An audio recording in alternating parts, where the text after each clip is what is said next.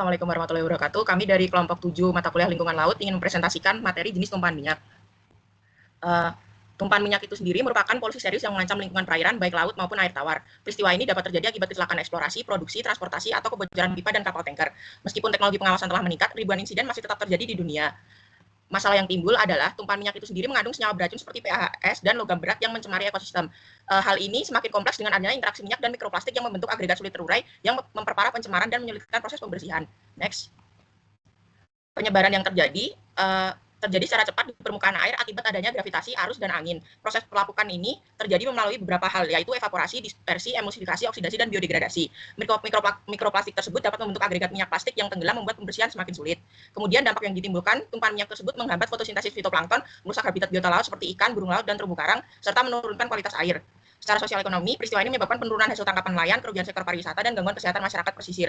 Contoh kasus besarnya seperti BP Deepwater Horizon pada 2010 yang mencemari Teluk Meksiko dan menimbulkan dampak ekologis jangka panjang. Next. Oke, yang selanjutnya ada dasar teori. Di dasar teori itu kami akan menjelaskan terlebih dahulu apa itu tumpahan minyak. Jadi, tumpahan minyak terjadi ketika bahan bakar cair hidrokarbon meluber ke lingkungan, terutama ke laut dan pesisir. Akibatnya, aktivitas manusia ada berasal juga dari kebocoran minyak mentah, tumpahan dari kapal tanker, dan juga minyak bekas industri atau kendaraan. Kenapa hal ini berbahaya? Tumpahan minyak termasuk bentuk polusi serius karena dapat merusak ekosistem laut, membunuh biota, dan mencemari air. Dan juga bisa mengganggu rantai makanan. Dampaknya bisa berlangsung lama dan sulit untuk dipulihkan, terutama jika minyak menyebar luas di perairan. Boleh di next? Oke, selanjutnya adalah faktor-faktor terjadinya tumpahan minyak. Faktor yang pertama adalah kecelakaan kapal tanker atau kapal pengangkut minyak. Kapal yang mengangkut minyak mentah atau produk turunannya dapat mengalami berbagai insiden seperti tubrukan, kandas, atau kebocoran pada lumbung kapal yang mengakibatkan minyak bocor ke perairan. Kondisi cuaca buruk, kesalahan navigasi, dan kegagalan teknis juga sering memperparah risiko kecelakaan. Lalu yang kedua adalah kebocoran pipa. Pipa bawah laut dapat bocor akibat korosi, tekanan berlebih, kerusakan mekanis, atau kurangnya perawatan. Contoh kebocoran pipa itu terjadi pada pipa minyak di Penajem Pasir Utama tahun 2018 yang mencemari perairan Balikpapan. Lalu selanjutnya adalah kegagalan struktur lepas pantai. Kerusakan sistem pada anjungan pengeboran seperti kegagalan katup pengaman atau kesalahan teknis dapat menyebabkan semburan minyak tak terkendali atau blowout. Contoh besarnya adalah insiden di Deepwater Horizon tahun 2010. Lalu selanjutnya adalah aktivitas industri dan pembuangan minyak. Kegiatan industri di pesisir seperti pelabuhan dan kilang minyak dapat menimbulkan tumpahan kecil yang berulang akibat limbah, kebocoran tangki, atau pembuangan ilegal, yang lama-kelamaan kan berdampak besar pada ekosistem. Lalu yang terakhir adalah human error atau kesalahan manusia, yaitu kurangnya pelatihan, pengawasan lemah, dan kelalaian dalam prosedur keselamatan sering menjadi penyebab utama kebocoran minyak. Faktor seperti perawatan buruk dan penggunaan peralatan tua turut meningkatkan risiko. Next. Oke, yang selanjutnya ada klasifikasi jenis tumpahan minyak. Yang pertama itu berdasarkan asal sumbernya. Berasal dari aktivitas eksplorasi dan produksi minyak, atau kebocoran sumur pipa lepas pantai, transportasi seperti kapal tanker pipa distribusi, serta kegiatan di industri darat, contohnya tangki atau mesin bocor. Yang kedua, berdasarkan lokasi kejadian. Ada klasifikasi jenis minyak tumpahan minyak yang di laut atau marine oil spill itu terjadi di laut lepas atau pesisir yang dapat merusak ekosistem laut, dan juga bisa terjadi di darat. Land oil spill terjadi di sekitar kilang, pipa atau tangki, dan dapat mencemari tanah dan air tanah. Dan yang ketiga ada berdasarkan jenis minyaknya. Yang pertama itu ada minyak mentah yang memiliki viskositas tinggi dan sulit terurai. Yang kedua ada produk olahan seperti bensin dan solar yang mudah menguap tetapi tetap toksik. Dan yang ketiga ada minyak lembah yang sudah terkontaminasi bahan kimia sangat berbahaya bagi lingkungan. Boleh di next? Nah, selanjutnya adalah perilaku tumpahan minyak di perairan.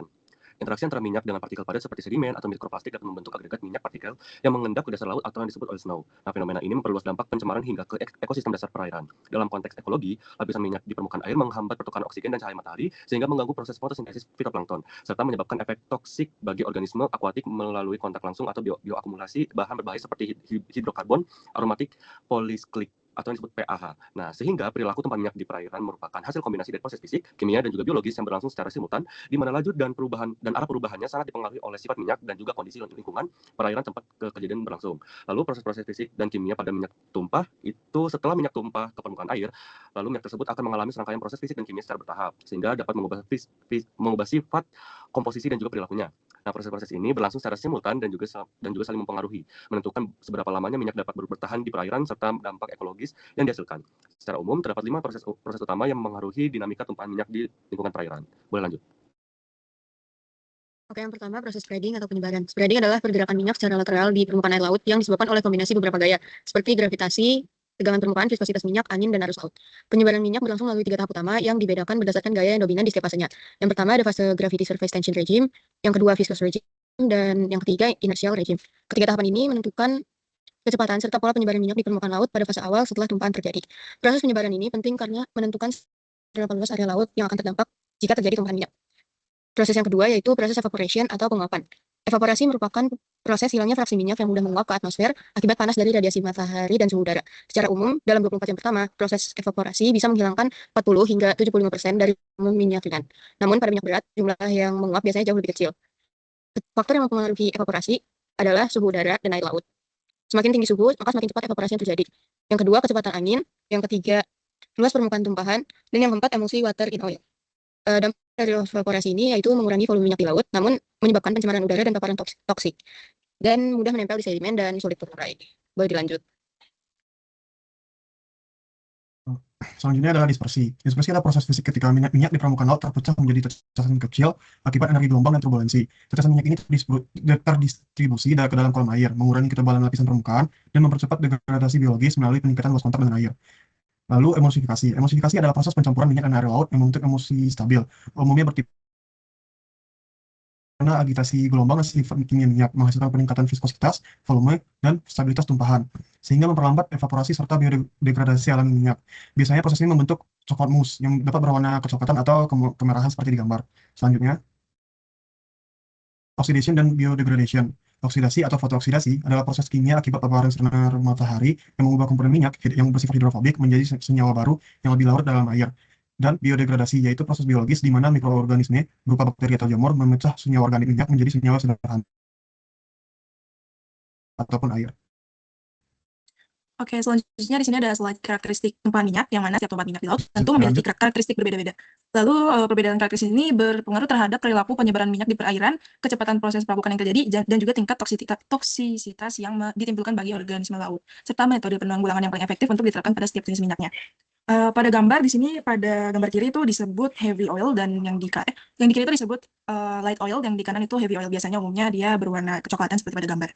Lalu selanjutnya di sini ada ketebalan dan warna pada minyak di perairan. Biasanya jenis lapisannya ada dua tipe, yaitu ada sheens dan juga darker oils.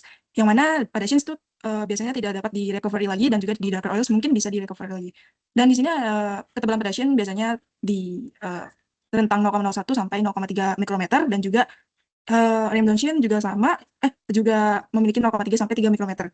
Lalu juga thick oil 10 sampai 1000 mikrometer, dan juga emulsi biasanya 1 sampai 10 mm. Untuk ciri visualnya biasanya di bagian sheens itu dia perak sampai warna pelangi, lalu di darker oils itu coklat tua sampai kehitaman atau Terima kasih sudah mendengarkan.